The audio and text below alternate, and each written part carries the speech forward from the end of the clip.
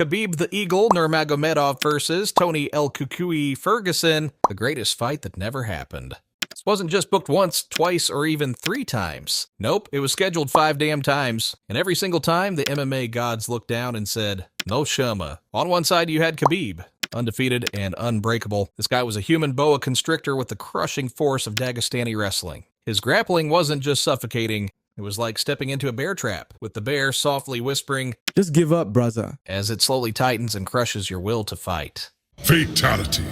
On the other side, you had Tony Ferguson, the boogeyman of the UFC, a certified lunatic who probably trained by breakdancing on concrete and shadowboxing demons in his sleep. This guy was crazy. For the newer fans, trust me, this wasn't the Tony of today. We're talking about the guy who was on a 12-fight win streak. This was Prime Ferguson, one with endless cardio, razor-sharp elbows, and a style that was pure chaos. His fights felt like a horror movie where the villain just wouldn't die, mixed with a bit of the drunken master throwing punches at nothing but chaos.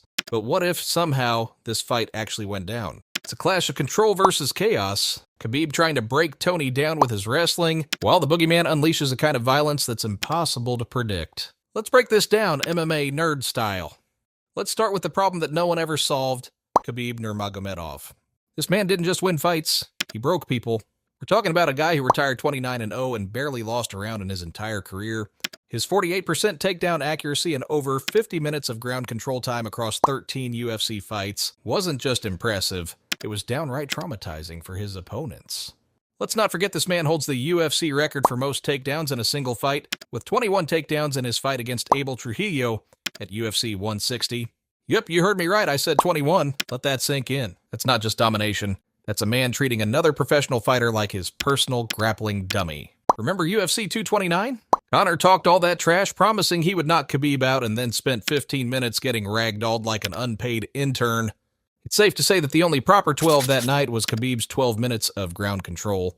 Khabib even had time to talk mid-fight, telling Conor, "Let's talk now," while dropping clean elbows on his head. While most fighters rely on reactive takedowns, Khabib's style, shaped by his father Abdulmanap, focused on body locks and trip takedowns from the clinch. This would be particularly effective against Tony Ferguson, who, despite his crafty guard work, has shown critical weaknesses against wrestlers throughout his career. Take Tony's fight with Danny Castillo at UFC 177, for example. Despite Tony winning a controversial split decision, Castillo dominated with superior wrestling control, repeatedly pinning Ferguson against the cage and forcing him to fight from his back. The wrestling pressure from Castillo exposed Tony's defensive vulnerabilities, as Ferguson had to rely heavily on his active bottom game. As Castillo himself stated post-fight, "If we were in jail, he'd be in trouble." A testament to his physical control despite the judges' scorecards favoring Ferguson's corner. Even more telling was Tony's UFC 216 interim title fight against Kevin Lee. This fight exposed his vulnerability to strong wrestlers. In this fight, Lee landed 3 of 6 takedowns, including a double-leg takedown, where he managed to deliver heavy ground strikes to the boogeyman. Though Ferguson secured a 3rd-round triangle choke, Lee's early dominance highlighted a weakness Khabib would have likely exploited, with superior control and fewer submission openings. It's clear Khabib and Tony couldn't be more different in how they handle their opponents. Remember UFC on Fox 11? Khabib suffocated RDA with relentless wrestling, never letting him breathe, cruising to a flawless 30-27 unanimous decision. At UFC Fight Night 98, Tony also beat RDA, but in a wild 5-round striking war. In this fight, he took some big shots along the way. While Tony's win showed heart and volume, Khabib's was pure dominance and control. Tony's wild creative style might generate highlight reels, but against Khabib's methodical ground control, those unorthodox movements would likely become liabilities rather than assets. If you ended up on the ground with Khabib, you weren't just losing, you were suffering, trapped beneath a 155-pound avalanche with no hope of escape. But if there was ever a man crazy enough to break the unbreakable, it was Tony Ferguson. Look, Tony isn't normal. This is a guy who trained in the dark, kicked metal pipes for fun, and prepared for fights by rolling around with medicine balls like he was possessed. You could cut Tony, knock him down, and even nearly break his limbs, but he would still keep moving forward like some kind of MMA zombie. The man absorbed almost 4 significant strikes per minute on average throughout his UFC career, and somehow interpreted that punishment as fuel. Just ask Anthony Pettis. At UFC 229, Tony and Pettis traded shots as Tony landed a bomb shot, fracturing Pettis' orbital bone and spilling blood everywhere. Tony just stood there and smiled, licking the blood off his lips, turning up the pressure until Pettis' corner threw in the towel. The same relentless pressure was shown against Donald Cerrone at UFC 238. By round 2, Cowboy looked like he had been attacked by a blender, with Ferguson landing 104 total strikes before the doctor's stoppage. This guy was a menace.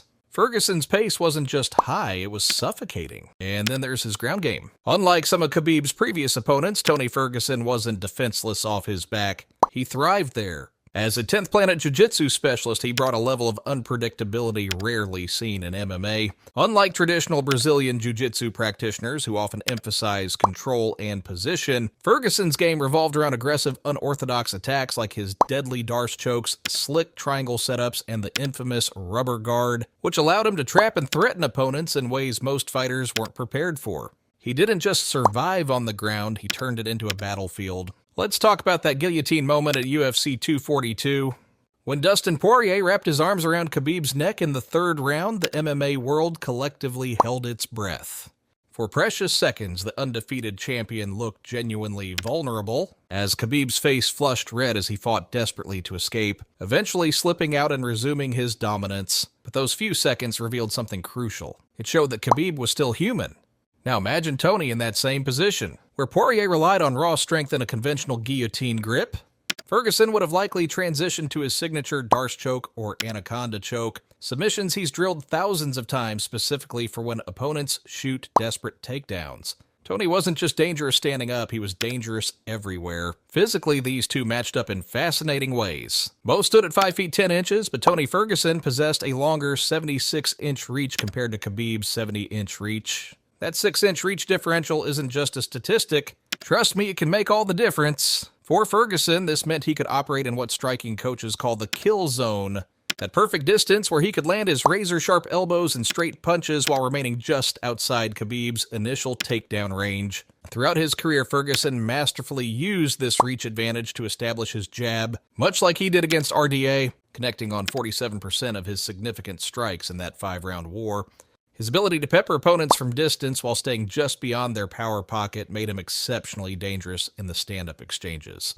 That's why this fight would be so interesting. Khabib would be a nightmare early, chaining takedowns nonstop, but Tony's reach and pressure make him a real threat. We have never seen Khabib pushed into deep waters against someone who thrived in the grind like the boogeyman. Let's break this fight down round by round.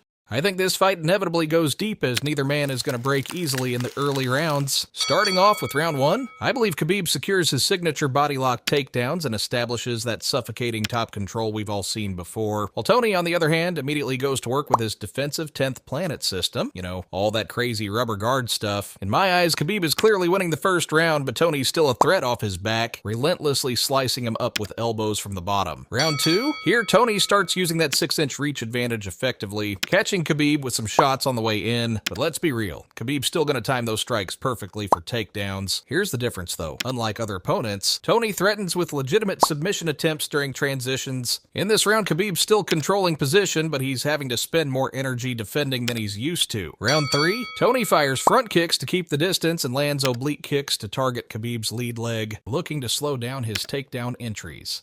But now we see what most MMA experts believe would happen. Khabib's relentless takedown pressure starts taking its toll. Even with Tony's insane cardio, he begins showing signs of fatigue from carrying Khabib's weight for 5+ minutes. The big question now becomes whether Ferguson can overcome this deficit or not. Khabib is still in control, but Tony's making him work harder than usual. This isn't the typical one-sided domination we are used to seeing from the Dagestani Eagle. Round 4, we're in championship territory now, which is typically where Ferguson thrives. But now all that accumulated wrestling pressure is presenting problems. Tony's output continues to stay high whenever they're on their feet, but Khabib's control time is building an insurmountable lead on the scorecards. Ferguson creates moments of danger. You know he would, but this can't quite turn the tide completely. Round 5, I see this playing out one of two ways. Either Ferguson's legendary cardio finally takes over as Khabib slows significantly, making the fight really close but still probably losing a decision, or what I think is more likely is that Khabib's grappling proves too dominant throughout, securing a hard-fought but clear unanimous decision, cementing his status as the lightweight GOAT. Either way, it's the fight we all deserve to see. If this fight happens 10 times, I'd give Khabib the edge in 7. His relentless wrestling, top pressure, and ability to trap opponents against the cage would likely neutralize Tony's unorthodox striking more often than not. We've already seen Khabib dominate long, high-volume strikers like RDA, but Tony's later struggles against elite wrestlers like Charles Oliveira and Beneil Dariush suggest he might have faced similar problems against Khabib. That said, Ferguson's durability, unpredictable scrambles, and dangerous elbows from the bottom would make every round chaotic. He'd definitely have his moments. But that being said, I still believe Khabib's control would likely win out most of the time. But those 3 out of 10 times where Tony wins, now that's where things get crazy. If the boogeyman weathers the early storm and keeps slicing Khabib up, there's a world where he drags him into deep waters, drowning him in a relentless mix of cardio and chaos. Alright, that's a wrap. Drop your funniest comments down below. Whoever gets the most likes wins a free, all expenses paid trip to the Octagon with me. No refunds. Good luck, bud. You're gonna need it.